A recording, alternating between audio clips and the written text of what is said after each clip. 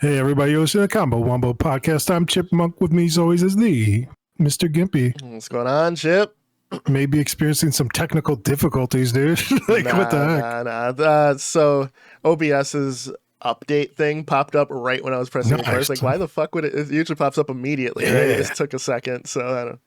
That's why I was like, that's why I was like, what the record something, maybe you want to update right now? Yeah, right. It's like, hey, you're busy. Update now. It's like OBS is talking to Windows or something, dude. Yeah, dude, they're working together, dude. Just nuts. Ridiculous. Yes, sir. Man.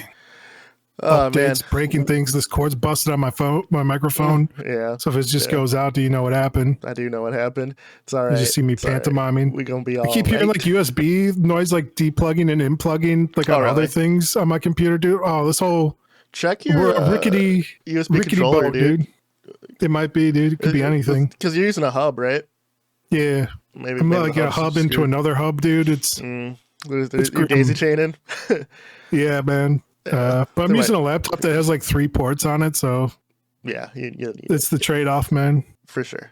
Also, everyone made everything USB, but you know, I get it.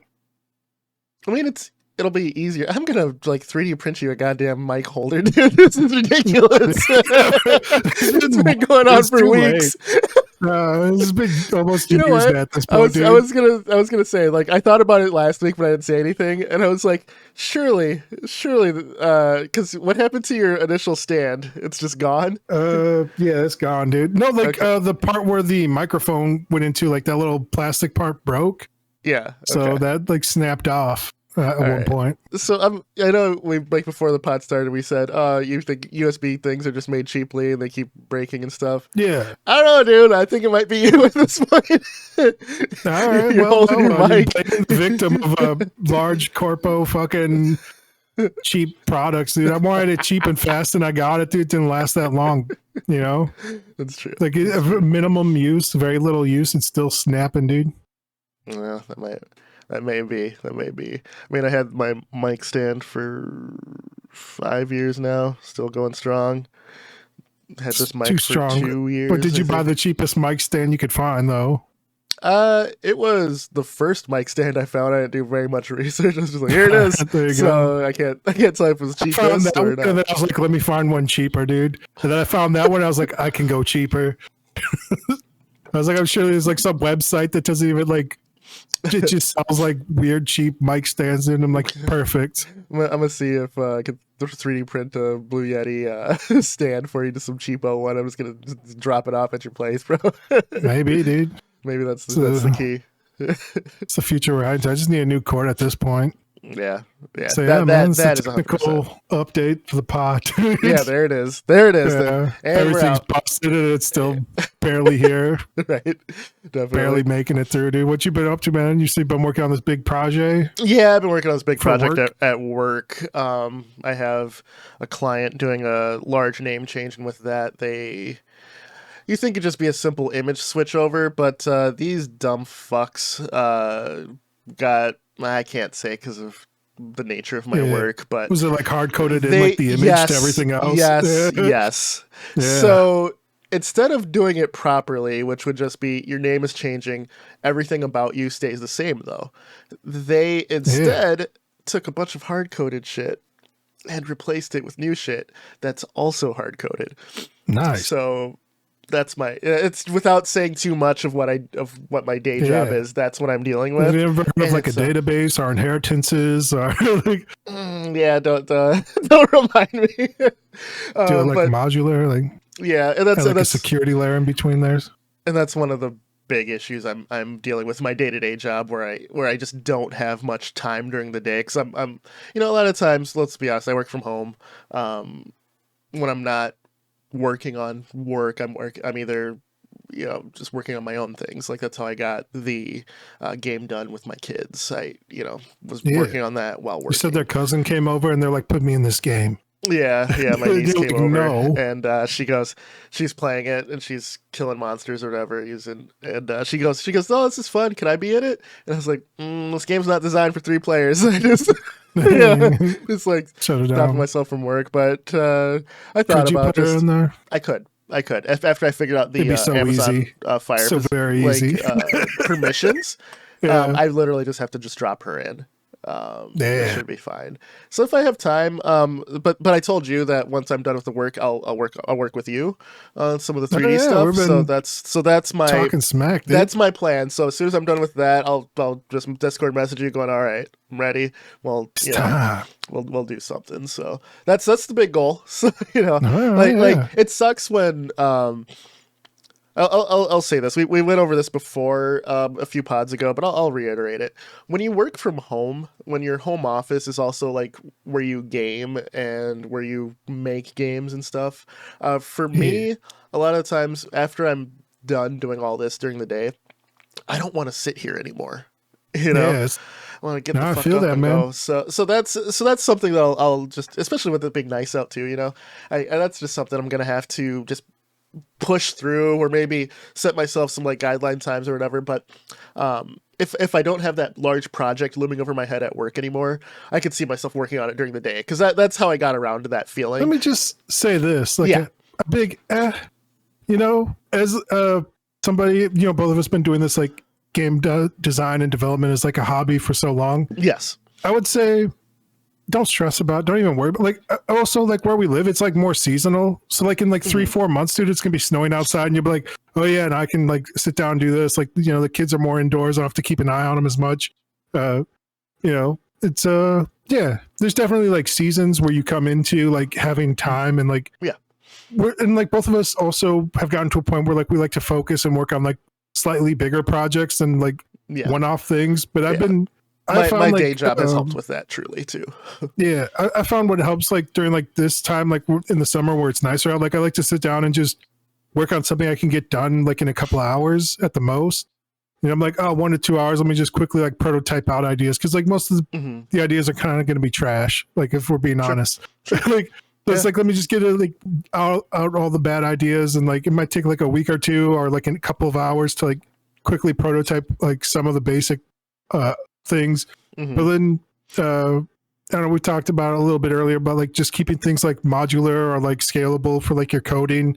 So you're like, oh, I'm not going to use it in this project, but I have that code now to use later on. So I've been slowly accumulating like more and more like scripts and stuff in C# to use. So it's like I'm never really quite starting from zero, and like things have gone faster. Yeah. Also though, like things also go kind of slower as well, because like when you start like finding something you want to make, like I was like thinking about prototyping like some like combat, like a free flow combat like in Batman Arkham. So I started doing a little bit of that like last night, and third person. yeah. And then like I was like halfway through the script like in Unity, and I was like, it was like around like 11 o'clock last night. I was like, I'm pretty sure it'd just be faster if I start over from nothing, because I was like trying to cobble together like these like 3 old, like I had like a controller script, I had like an enemy script, I had like one for like combos, and I had one for like a battle system, and like it was kind of working together. And I was like, man, if I ever want to add something to this, it's like gonna be a pain in the ass. And I was like, knowing what I want to do and like using this as a basis, like I can, it's again not starting from zero, but like starting with like an understanding more of like the framework. It just goes faster. So like everything is like, I'd say don't even stress about it when you like put most of these projects in your mind. It's just like, if you have some time, be like, oh, maybe I can like work on something smaller, interesting. You said you were doing like some like animation stuff as well for a while, like. Even if like you just sit down, like I'm gonna that do was a little for bit of our art. other project actually. I was just retooling on that, so maybe I can work on that just to get the juices flowing, because I still want to do that.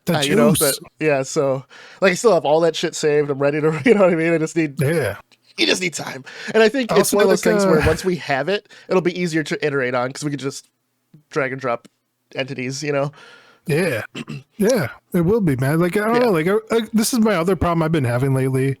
You said like starting like a project. For me, it's like I'm looking at like the technology. I was messing with that. I was telling you a little bit about before the podcast, like Claude 3.5 is the new large language model that dropped, and it works like slightly better than ChatGPT 4, which is still a lot better. Like it's like it's weird, like just like a little bit, like 5-10% improvements, like an incredible improvement, where it's like. Like I was giving it some stuff like this, why I hopped back into Unity, because I was like, oh, there was like some dead ends I ran into, like using the entity component system, which is like their newest framework, and it's just like a little bit it's more like C++ style, like object oriented programming, which I'm not used to. So I was like, maybe this can help me like with some of the problems I've been having. And it got a lot further than like GDP with like helping me, where it's like GDP would just like kept on like running into like a logic loop where it was like just starting over from the jump. Whereas this one got me to like where I could spawn in all the characters that I wanted to and like create like a sub scene and like get things going. And I was like, all right, the animations and like navigation and shit still isn't working. But you know, I don't know how to do that. So this got me like a lot further than it was before. It went from like, you know, 40 FPS to like 450 FPS without animations. And that's something. So yeah. So like I don't know, just like the tools are improving. Like I was using this thing is called like a stable projection or something like that's like for 3D model texture painting. Okay. And it like you can throw in like it generates stuff with like stable diffusion and like throws it on like from like different maps. It uses like a depth field to figure that out. And like I was testing that out this morning and I was like, yeah, this is actually pretty good. And I was like, I do love you know, like the Adobe one, was it Substance Painter? I used that. Yes. So I was like, this is like a good, like, again, like not starting from zero. If I could like throw this in there and get like 7 or 8 different design ideas for like maybe a direction to go, like, you know, it's been like speeding up like workflows across the board. And like every tool, like animation, like 3D animation has been getting better. Like everything's just been getting better and easier, dude. Like, so I don't know. It's Do you think it's also in line with you yourself sticking to it though? Like these tools could be getting better, but I feel you're in from where you are now to where you were, say, 5 years ago. You have more of a workflow now. Like even looking at the projects that you've had before than what you have now, like you're popping like things out real quick. So I feel that you yourself have evolved. So I don't know if of course, dude. At this, no, it's like both, dude. It's like I've gotten like way better. I've gotten like, you know, like you said, like workflows. I like write things down. I have like task lists and stuff. I like again, like we've talked early on in this podcast, like early episodes about like domains of knowledge and knowing. Yes. Where it's like, oh, I'll run into all these problems I don't even know about. Where it's like I've been getting like further and further in that bubble and like again, like looking up things in forums and like you'll only find like a post with like no answer. And then like they'll post back at some point like, oh, figured it out. And they like don't post the solution to like how they like figured out what they did. You're like, fuck. I've been again, like I said, like when you get to like an intermediate level of like messing around with like these engines, like you literally just have to go read the manual. Like I was like doing that with like Unreal. I've been doing that with like Unity. Like I was looking at their entity component system manual and I was like reading through that. And I was like, even for like networking stuff where I'm like, and that's, I don't know, that's just like raw time too. Like this is just hard to get, dude. Like I spent like 2 weeks ago, I like to like, I don't know, like a data collection expedition where I spent like probably 10 hours, like over 3 days, like just reading documentation about networking. And it got to the point where I was like, yeah, it's going to take years to like kind of get like a good grasp on. And I was like, I think I'm good. Like this is why people outsource certain things of their game, you know? Yeah. So you're right. But again, like even like the tooling, like the Photon or like the Unity's new entity networking or object networking, those are new. Those all came out like this year and those all like work a lot better. Like you don't have to, it does a lot of the heavy lifting. Like you're not starting from the ground up. Like even like Steam has like plugins for like Unreal where like you can be like, oh, let me just like drop in like the Steam Pro and then I can like use like their like, you know, Steam thing to test with other people. You just have to have Steam opened up and like it works on the back end for testing. That's pretty sick. Yeah, so it's like, all right, yeah, I could like, and then like they have like built-in lag stuff and like, oh, it's like new stuff. Like it's all like within the last like 2 years. So I don't know, like that's the only reason why I've been thinking about like doing online stuff, because like we used to always say like never do anything online, don't mess with it. Like it's gotten there's so much for it now. Yeah, that's actually a good idea. Let me ask you this. So you may not be in a position to say it, so I'll just ask it. If you can't, then you can't. The project you were working on with the larger team, because how is that going? Has there been any updates? Can you even talk about the updates? Or I haven't signed like any NDA. They've been working on stuff, but it's been going slow, man. Like it's been real slow. Like and like it's like he's like a newer programmer and stuff, and like, you know, I famously said like earlier, like we had a launch time frame of like July is when we wanted to have all this stuff done. That's why I ask. Yeah, just like in a couple of like days here. My parts of it, like I finished like within like a month, I feel almost, and there was like 2 or 3 parts like that I did not finish, like building like the main overworld part, and then like the third map. But I finished like the first No, I did finish the third map. So I finished the first like entry level like tutorial map. I finished like a second map, which was like kind of gameplay, and then I finished like a third map, which was like a more of like a Metroidvania style map. The fourth map is just supposed to be like a like you're on a ride, like Battletoad style, like going through fighting bosses as you're going down like a thing, and then there's supposed to be like a final boss, and it's supposed to be like the vertical slices.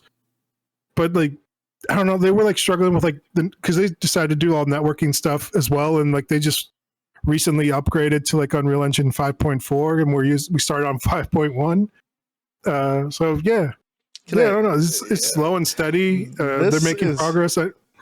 This is actually what we warned about. What's happening with that project? They did a version upgrade in the middle of it. Yeah, man. They're chasing the dragon. Yeah, this will make it easier, and like some of the stuff does make it easier, but have scope.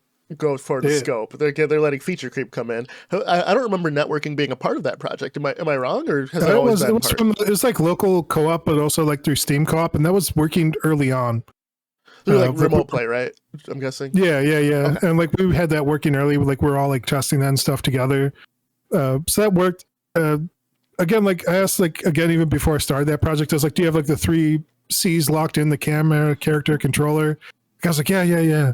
None of it was locked in, dude. Like the camera was still shit. The character controller was like still being worked on. Like, yeah, man. The controls were like rough to say the least. Okay. But like the basic bigger parts were there. I did that stuff. I wrote out like level design documents for like all the levels that they had me work on. So like even if I don't do anything else for that project, if someone else came on, they would know, like understand like what to do or where to put things. And yeah, so I don't know. I haven't like gone deep into like we have like a Discord, that's how we all communicate. But like the only thing the guy hit me up on was like, "Hey man, can you like move some stuff around like in some of the levels you did?" And I was like, I was like, I don't really want to until like you guys finish more shit. Like, and I know it's like kind of a shit wrong attitude to have as well, but yeah, it is what it is.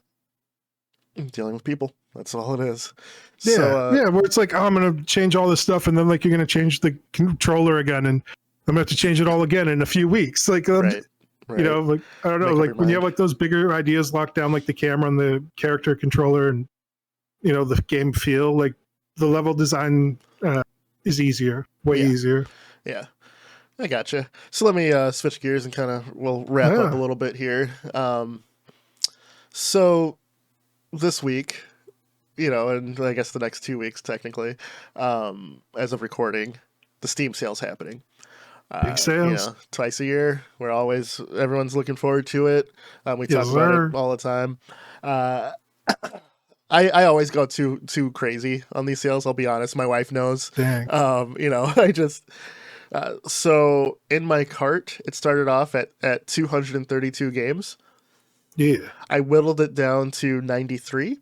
And my wife's like, you don't even play any of these. I'm like, that's true, but I hoard them like Smaug. Like Smaug's gold. Did they just rule that they weren't going to let you get other people's Steam lockers if they die, dude? They did. It's no official ruling. They just don't support it right now. I think they did. I think they said like no, like you can't transfer it, dude. Yeah, well, they said that, but I mean, let's be honest. Digital ownership is still new. I'm not an old dude, so I mean, by the time I get of natural dying age, I'm assuming that digital rights will be kind of a little more common. So bold assumption, but. At this point, I'm the only one who plays these games or will play these games, so who gives a shit? It's fair, dude. And by the time I'm old, all these games will be retro like anyway, and will my kids be interested? You got Davy Jones' locker, dude. You're going to be buried with the games like King of Top, dude. But that being said, I whittled that list down to 93, and I plan on whittling that list down to 10 to 20 to buy. Yeah. What are you like looking for? What's the criteria? Do you want stuff for the Steam Deck? Do you want the couch? Do you want like a high graphic PC thing? I know they dropped like that body cam game, the unrecorded knockoff or whatever. Like, Yeah. People have been playing that. The people have been liking that. Yep, they have. But yeah, you're exactly right. What are my criteria? So Yeah. Steam Deck support is one, because I've been playing a lot of Elden Ring lately, and why I've been playing so much Elden Ring. If you've looked, or if you've even glanced, I've gone up like Wow. 20 hours in Elden Ring, and the reason I've been able to do that is because I got to play on the Steam Deck as well. So Steam Deck support is needed. You got Starfield. I know they just had like I their just am not interested workshop. in it, truly. You can pay more money for mods now. But also, it's on Xbox, and I have Game Pass for the next year and a half. So Nice. if I really want to play it, I could do that. But yeah, so the criteria are Steam Deck support, not available on Game Pass, and you pay like $20 for a sniper rifle that doesn't reload, and percentage of discount versus how old it is, right? Yeah. So I'm still kind of whittling some stuff down. I wanted to highlight. Do you care about like quantity over quality? Is there like, do you go by price? Oh, no. Like, Once I have it whittled down, I'm going to do like average user score after that. Dang. All right, man. Yeah, it's a big deal. It's a big product. I'm having fun with it. So it's like fantasy football for you for your like Steam summer. It is. So I just wanted to highlight one game where I feel I'm gonna buy this. It's on sale too, and it's just like the perfect indie game story that I just wanted to highlight. And anyone who listens, if you're into boomer shooters, please look this up, give it a try. The game is called Herald of Havoc, and it's a boomer shooter that is actually really pristinely made. It's inspired by Quake and Doom, and it was made by one developer. And the guy didn't latch on to that Steam algorithm, right? He just released it. I looked at the amount of reviews. It had very, very little reviews. He posted it on Steam going, "Hey, my game's been out for a year. I'm so proud of it." He posted a video on the Boomer Shooter Reddit. Boom. And people were like, "I've never seen this," and I peruse that Reddit quite a bit because I love boomer shooters, and I'm always looking for something new to play, or maybe like speedruns or different like things like that. And I saw that, caught my eye, and I'm like, this looks way better than a lot of the shit that's in my cart, you know? Yeah. So I posted on there. It was like, hopefully the dev, like you creating this went well. I mean, because it's a solo dev. He released it on Steam. He didn't have much traction, and now like from that post, he has a lot more traction. I mean, he got me to buy it for one. That's an extra sale from you making a quick post. So I just wanted to highlight that out. Herald of Havoc on Steam. Single developer boomer shooter, check it out. It's something we can both relate to, and I assume anyone who listens to this podcast also is interested in game design and indie dev and stuff like that. So yeah, that's what I Not to add confusion, but if I had to pick something on my wish list, I got like a few games on there, only like a couple. I got Herald Halibut by Slow Rose. It is like a claymation style game. I don't know, it was looking kind of cool. Okay, gotcha. So I don't know. It's like $26 right now. Still too expensive for me. Yeah, Herald of Havoc is $9.49 US. Got the Mullet Mad Jack on here as well, but you said that game's kind of like a ripoff of like another. I thought it was. It looks extremely similar. It's very similar, but it actually took what Post Void did legally close and expanded upon it. So I eat my words. It's very similar. So if you've played Post Void and you want more, Mullet Mad Jack is the game. So I will like eat my words. Bucks. Yeah, but it's pretty new too. It came out in May. Yeah. That's actually on my list as well. So I'm probably gonna buy that. That's going to be. I wait like a year or two, man. I'm like, yeah, we'll see. How mad do I need to be for Mullet Mad Jack? But yeah, so this has been the Combo Wombo podcast. I'm Mr. Gimpy. That's Chipmunk. Like, share, subscribe. We're going to take a little break to celebrate the 4th of July and be with our families. Yeah. So we'll see you guys in 2 weeks from now. All right. Take care, Welcome everybody. to Earth. See you next time. Later. Peace. Welcome to Earth.